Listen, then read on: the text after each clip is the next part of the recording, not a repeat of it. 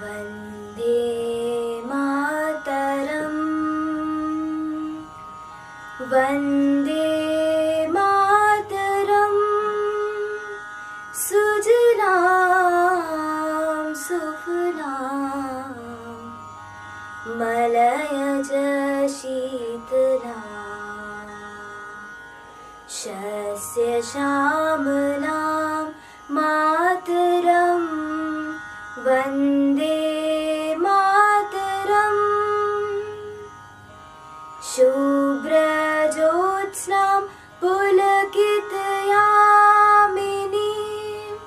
फुल्लकुसुमितद्रुमदलशोभिनीं सुहासिनीं सुमधुरभाषिणीं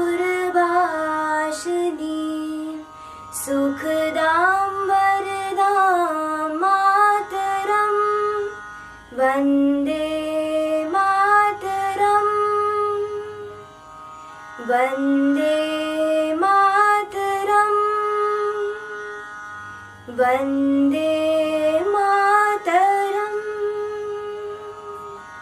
welcome children, how are you. आप लोग कैसे हैं। आइए हम लोग फंडामेंटल यूनिट ऑफ लाइफ का हम आज नया सेल्स ऑर्गेनेल्स पढ़ेंगे। पिछले क्लास में हम लोग पढ़ चुके थे क्या। पिछले क्लास में हम लोग सेल्स ऑर्गेनेल्स एक पढ़ चुके थे, वो था राइबोसोम्स। ठीक है, हम लोग कई सेल्स ऑर्गेनेल्स पढ़ लिए, जैसे endoplasmic reticulum, Golgi apparatus, lysosome, ribosome. आज हम लोग नया सेल्स ऑर्गेनेल्स पढ़ेंगे, वो होगा माइटोकॉन्ड्रिया। ठीक है, तो आप लोगों को क्या करना है, रटना नहीं है, समझना है। ठीक है, फिगर को देखना है और इसको ध्यान से देख करके अब इसी से संबंधित हमें बातें लिखनी भी है। और जानते हैं हम लोग क्या पढ़ रहे हैं, सेल्स ऑर्गेनेल्स के बस दो चीज़ें पढ़ रही हैं, क्या, स्ट्रक्चर और फंक्शन। हमें स्ट्रक्चर और फंक्शन को ही जानना है। ठीक है, तो आइए हम लोग इसको स्ट्रक्चर को पहले समझते हैं, फिर उसके बारे में हम लोग कुछ लिखेंगे। आप लोग भी हमारे साथ साथ राइट डाउन करते जाएंगे तो दोनों काम हो जाएंगे। ठीक है बच्चों, आइए देखते हैं। ये देखिए, माइटोकॉन्ड्रिया का हमने स्ट्रक्चर बना रखा है। तो ये माइटोकॉन्ड्रिया जो होता है, इसको हम लोग powerhouse of the cell कहते हैं। क्या कहते हैं, यह होता है powerhouse of the cell. Powerhouse of the cell, इसको हम powerhouse of the cell कहते हैं। ठीक है, ये बिजली घर है, यानी ये जो है सेल को एनर्जी प्रोवाइड करता है, इसीलिए इसको हम powerhouse of the cell कहते हैं। चलिए देखते हैं अब जो माइटोकॉन्ड्रिया को देखने पर। अच्छा, एक और चीज़ जानिए सबसे पहले कि माइटोकॉन्ड्रिया जो होता है वो प्लूरल फॉर्म होता है, और जो माइटोकॉन्ड्रियन होता है वो सिंगुलर फॉर्म होता है। यानी एक माइटोकॉन्ड्रिया को हम लोग अगर सिंगल होगा तो उसको हम बोलेंगे माइटोकॉन्ड्रियन, और वह एक से अधिक होगा तो उसको बोलेंगे माइटोकॉन्ड्रिया। ठीक है, तो ये तो चीज़ समझ में आ गया आप लोग को। तो हम ये यहाँ बनाया है माइटोकॉन्ड्रियन। इसके स्ट्रक्चर को देखा जाए तो सबसे यह डबल लेयर होता है, यह डबल मेम्ब्रेन बाउंडेड स्ट्रक्चर होता है। इसके बाहरी वाले लेयर को हम लोग बोलते हैं आउटर मेम्ब्रेन, और इसके अंदर वाले लेयर को बोलते हैं इनर मेम्ब्रेन। ठीक है, इनर जो मेम्ब्रेन होता है वह फोल्ड होगा, देखिए फोल्ड होकर के जगह जगह क्या बनाता है, ये फिंगर लाइक स्ट्रक्चर बना रहा है, और इसको हम बोलते हैं क्रिस्टी, इसको बोलते हैं क्रिस्टी। और इसी फिंगर लाइक स्ट्रक्चर पे यानी क्रिस्टी के ऊपर दाने दाने यानी छोटे छोटे एक पार्टिकल्स दिखाई दे रहे हैं ग्रीन कलर के, उसको बोलते हैं F1 पार्टिकल्स। क्या कहते हैं, F1 पार्टिकल्स या ऑक्सीसोम। F1 पार्टिकल्स, और यहाँ पे लिख सकते हैं F1 पार्टिकल्स और ऑक्सीसोम। ठीक है, अब देखिए यह दो चेंबर बना रहा है, यानी इनर जो मेम्ब्रेन है यह माइटोकॉन्ड्रिया को टू पार्ट में डिवाइड कर रहा है। पहले आउटर एक चेंबर बन रहा है, ये वाला पार्ट, इसको आउटर चेंबर कहते हैं, एक इनर वाला पार्ट यानी इनर चेंबर। तो दोनों चेंबर में एक जेली लाइक स्ट्रक्चर यानी जेली लाइक सब्सटेंस भरा होता है, जिसको हम बोलते हैं मैट्रिक्स। क्या कहते हैं, देखिए इसके अंदर जो है जेली लाइक स्ट्रक्चर भरा हुआ है, इसको बोलते हैं हम लोग मैट्रिक्स। ठीक है, एक और स्ट्रक्चर दिखाई दे रहा है, यह जो है थ्रेड लाइक स्ट्रक्चर दिखाई दे रहा है, इसको हम लोग डीएनए बोलते हैं। यानी माइटोकॉन्ड्रिया के पास सेल्फ डीएनए होता है, अपना खुद का डीएनए होता है। ठीक है, चलिए हम लोग इसके बारे में भी आगे पढ़ेंगे। और इसमें एक और स्ट्रक्चर दिखाई दे रहा है, यह राइबोसोम होता है, ठीक है। तो यानी माइटोकॉन्ड्रिया के अंदर दो ऑर्गेनेल्स, एक राइबोसोम सेल्स ऑर्गेनेल्स है वो भी पाया जाता है, और डीएनए जेनेटिक मटेरियल से वो भी पाया जाता है। तो आइए हम लोग कुछ और चीज़ें जानते हैं। स्ट्रक्चर तो हमने देख लिया, अब हम इसको कुछ राइट डाउन करेंगे स्ट्रक्चर के बारे में। सबसे पहले जानते हैं कि इसकी खोज किसने किया था। तो एक कोलिकर नाम के साइंटिस्ट थे, ठीक है। कोलिकर इन 1880 he discovered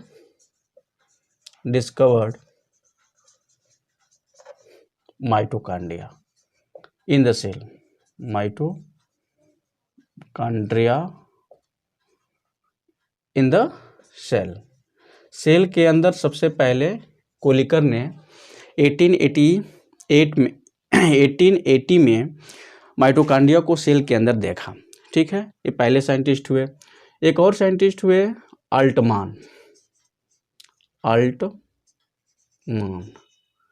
ये अल्टमान जो थे वो 1890 के दशक में इस माइटोकॉन्ड्रिया को क्या नाम दिया, इसको एक नाम रखा, नेम्ड बायोप्लास्ट। क्या दिया? बायोप्लास्ट। इसको बायोप्लास्ट का नाम दिया। यानी अल्टमान ने इसको बायोप्लास्ट नेम दे दिया। किस ईयर में? 1890 में। एक और साइंटिस्ट हुए सी बेंडा, ठीक है। सी बेंडा नाम के साइंटिस्ट हुए। उन्होंने 1897 में इसका नाम चेंज कर दिया, यानी रीनेम कर दिया इसको, रीनेम्ड इट। तो रीनेम जब किया तो इसका नाम क्या पड़ गया? माइटोकॉन्ड्रिया। इन्होंने कहा कि नहीं, ये बायोप्लास्ट नहीं, इसका नाम माइटोकॉन्ड्रिया सही है, माइटोकॉन्ड्रिया इसका नाम रखा जाएगा। तो माइटोकॉन्ड्रिया, तब से इसको हम इस सेल्स ऑर्गेनेल को माइटोकॉन्ड्रिया के नाम से जाना जाता है, ठीक है बच्चों। तो ये हो गया डिस्कवरी, यानी माइटोकॉन्ड्रिया की खोज कौन कौन साइंटिस्टों ने किया और क्या स्ट्रक्चर में आपको कुछ नहीं, फिगर को देखना है, उसी के हिसाब से राइट डाउन करना है। अगर मान लीजिए आपको स्ट्रक्चर में कुछ लिखना हो तो क्या लिखेंगे? तो लिखेंगे सबसे पहले माइटोकॉन्ड्रिया, हमारे साथ राइट डाउन करते चलिए। माइटोकॉन्ड्रिया, कुछ याद नहीं करना है, कुछ रटना नहीं है, स्ट्रक्चर को देखना है, उसके हिसाब से लिखना है। Mitochondria are a tiny bodies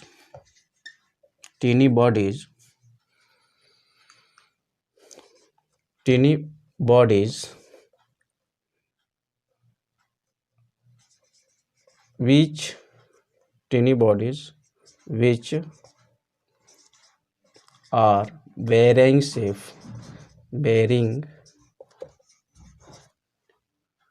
bearing shapes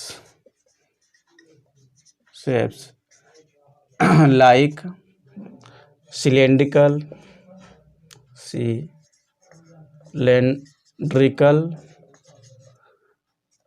spherical ऐसे नोट डाउन करते चलिए हमारे साथ।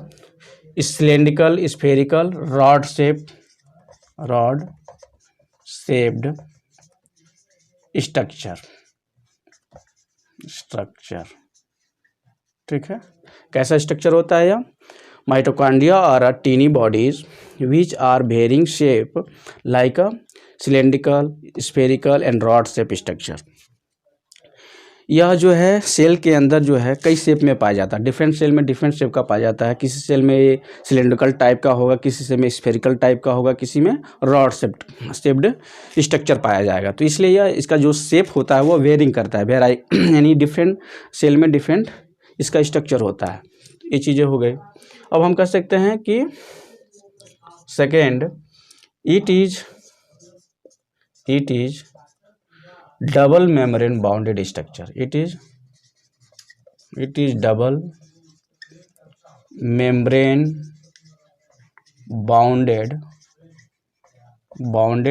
structure. The structure. It is double membrane bounded structure.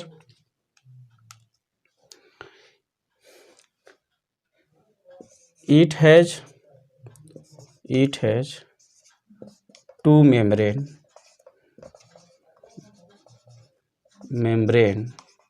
It has two membrane. First is a outer membrane. क्या है पहला, क्या है outer membrane.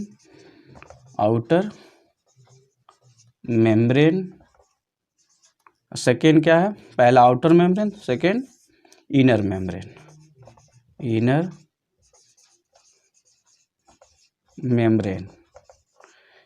जो आउटर मेम्ब्रेन होता है क्या होता है, पोरस होता है. इसमें जगह जगह जो है पोर पाया जाता है, इसलिए इसको हम कह सकते हैं इट इज पोरस होता है. जो इनर मेम्ब्रेन होता है वो क्या होता है, फोल्डेड होता है. तो हम इसको कह सकते हैं, इनर मेम्ब्रेन को कह सकते हैं it folds to form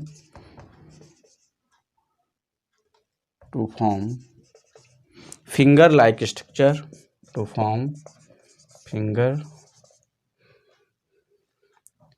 like structure. Finger like structure called Christie.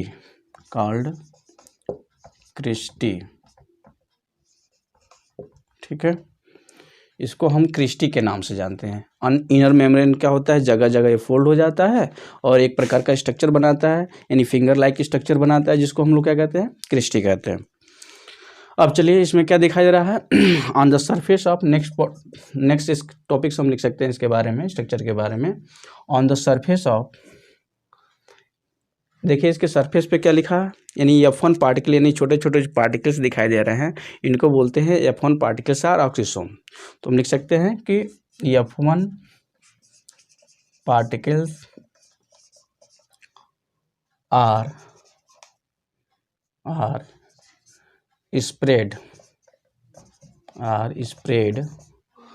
on the surface of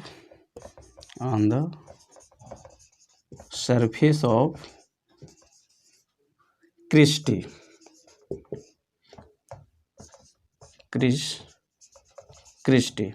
इसके सरफेस पे, यानी क्रिस्टी के जो सरफेस होता है उसके ऊपर F1 पार्टिकल्स क्या होता है, स्प्रेड होता है, फैला होता है, यानी जो है जगह जगह इस पे F1 पार्टिकल्स अटैच होते हैं.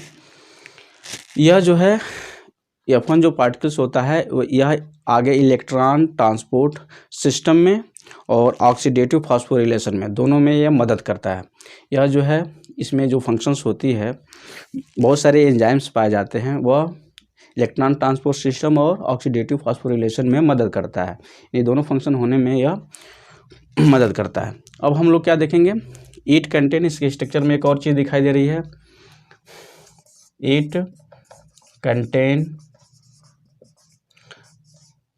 It contain own ribosomes and DNA. इसमें जो है राइबोसोम्स, इसके स्ट्रक्चर में देखेंगे तो राइबोसोम और डीएनए दोनों पाया जाता है. इनर मेम्ब्रेन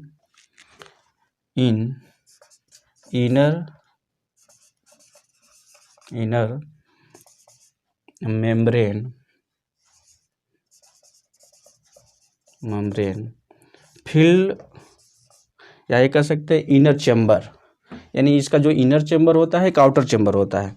तो जो इनर चेम्बर होता है वो क्या होता है, चलिए आप लोग इसको नोट कर लीजिए, या इसको शॉर्ट स्क्रीन ले सकते हैं. हम इसको इरेज करेंगे क्योंकि यह बोर्ड भर चुका है, तो हम इसको इरेज करेंगे. Okay,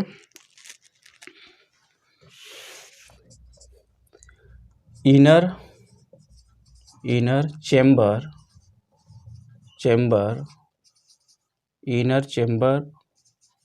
of mitochondrion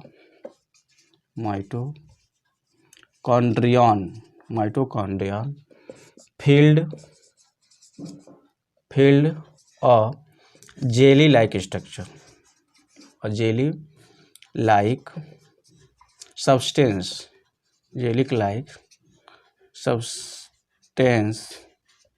called matrix. इसको हम लोग क्या कहते हैं, मैट्रिक्स के नाम से जानते हैं, ठीक है, मैट्रिक्स। यानी inner chamber of mitochondria filled with jelly like substance called matrix, ठीक है। तो यह स्ट्रक्चर में इतनी बातें हम लोग आराम से लिख सकते हैं। स्ट्रक्चर क्या होता है हम समझा दिए हैं। अब हम लोग इसके फंक्शन के बारे में पढ़ेंगे, ठीक है बच्चों। आइए हम लोग इसके फंक्शन के बारे में पढ़ते हैं कि व्हाट ऑफ माइटोकॉन्ड्रिया, ठीक है,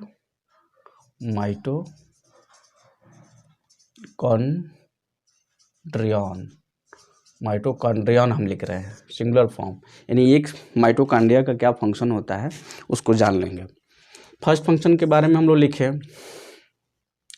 हमारे साथ, माइटोकॉन्ड्रियन इज अ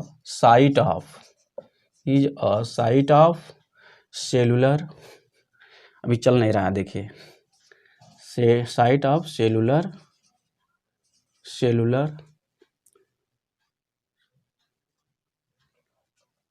की स्पेलिंग गलत है, सेलुलर, ओहो गॉड्स, सेलुलर मार्कर धोखा दे रहा है, ठीक है, cellular respiration,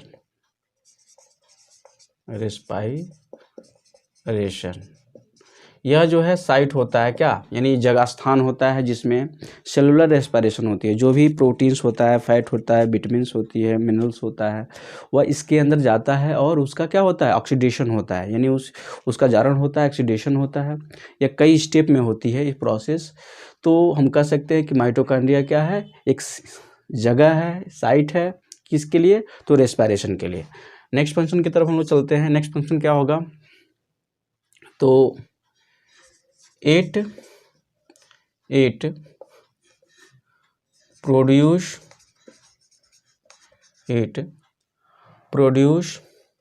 energy in the form of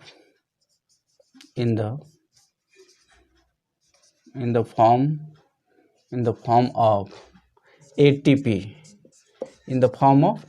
ATP के फॉर्म में एनर्जी प्रोड्यूस करता है। So it is known as powerhouse of the cell,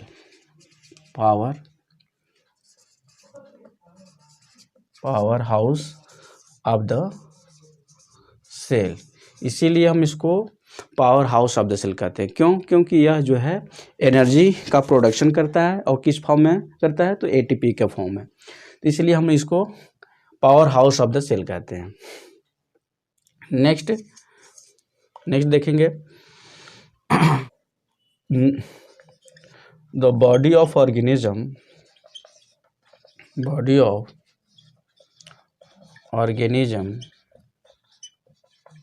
use energy लिखिए या एटीपी लिखिए, use energy to produce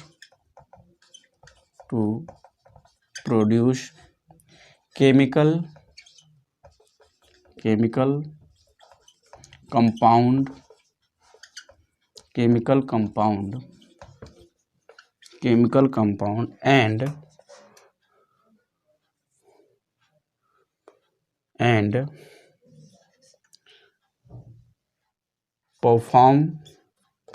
and perform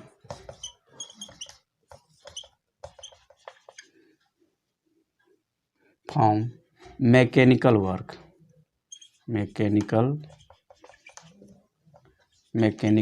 work, ठीक है।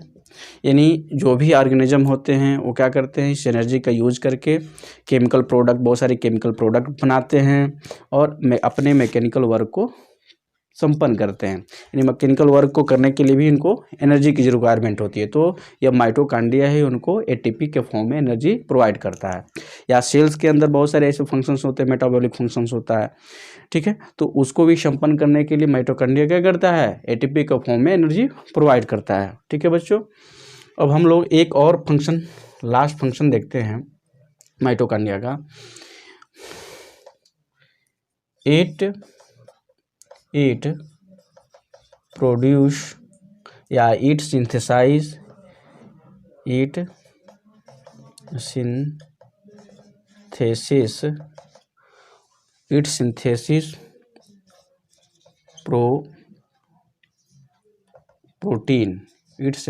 प्रोटीन रॉन्ग हो जा रहा है, प्रोटीन का स्पेलिंग रॉन्ग हो गया। चलिए लिखते हैं हम लोग, it synthesis protein because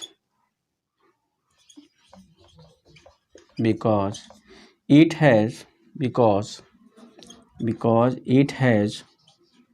own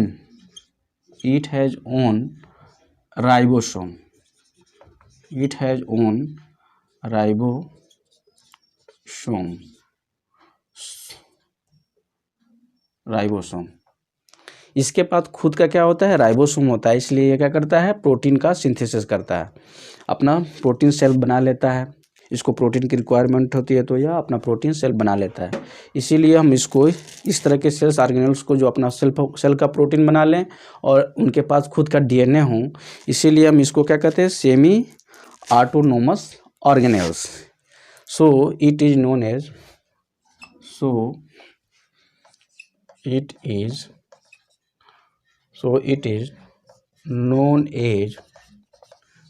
as semi autonomous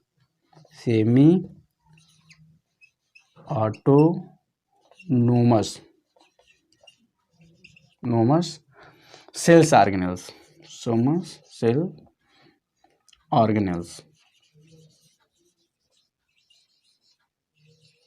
semi autonomous cell organelles. तो ये जो है 4 फंक्शन आप चाहें तो आराम से लिख सकते हैं, या कोई जो इसके अंदर हो रही है वो उसी प्रक्रिया को हमको लिखना है, कोई किसी तरह का याद नहीं करना है, रटना नहीं है। तो आई होप कि आप लोग समझ गए होंगे। चलिए हम एक बार फंक्शन को इसको रिवाइज कर देते हैं, क्योंकि लिखने में मार्कर से लिखने में थोड़ा दिक्कत हुई है, क्योंकि यह जो है डार्क नहीं चल रहा है। पहला फंक्शन जो है, mitochondria is a site of a cellular respiration. यह जो है रेस्पिरेशन का एक स्थान होता है जिसके अंदर सेलुलर रेस्पिरेशन होती है। Second, it produce the energy in the form of ATP, so it is known as a powerhouse of the cell. Third, जो इसका फंक्शन है क्या है, the body of organism use energy to produce chemical compounds and perform mechanical work, ठीक है। बहुत सारे chemical compound बनाने की जरूरत होती है सेल के अंदर। बहुत सारे सेल्स, जैसे प्रोटीन ही है, उसको जैसे राइबोसोम है, प्रोटीन को बनाना है तो उसको एनर्जी की रिक्वायरमेंट होगी, तो यह एनर्जी एटीपी के फॉर्म में माइटोकॉन्ड्रिया प्रोवाइड करता है। नेक्स्ट जो फंक्शन है वो क्या है, the synthesis of proteins because it has a own it synthesis protein because it has own ribosome. या अपना प्रोटीन सेल बनाता है क्योंकि इसका अपने पास ही राइबोसोम होता है। इसीलिए हम इस सेल्स ऑर्गेनेल्स को क्या कहते हैं, सेमी ऑटोनोमस सेल ऑर्गेनेल्स। इसीलिए हम इसको सेल ऑर्गेनेल्स के नाम, सेमी ऑटोनोमस सेल ऑर्गेनेल्स के नाम से जानते हैं। तो आई होप कि आप लोग अच्छे से समझ गए होंगे। नेक्स्ट वीडियो में हम लोग नेक्स्ट एक और सेल ऑर्गेनेल्स बच गया है, उसको हम लोग पढ़ेंगे, वो है प्लास्टिड, ठीक है। उसके बाद ये चैप्टर फिनिश हो जाएगा, फिर हम लोग नया एक चैप्टर स्टार्ट करेंगे। ओके, तो आप लोग वीडियो देखिए, वीडियो अच्छा लगा हो तो इसको वीडियो को सब्सक्राइब करिए, अपने फ्रेंडों में शेयर करिए। फिर हम लोग नेक्स्ट वीडियो में मिलते हैं। Okay, thanks to watching video.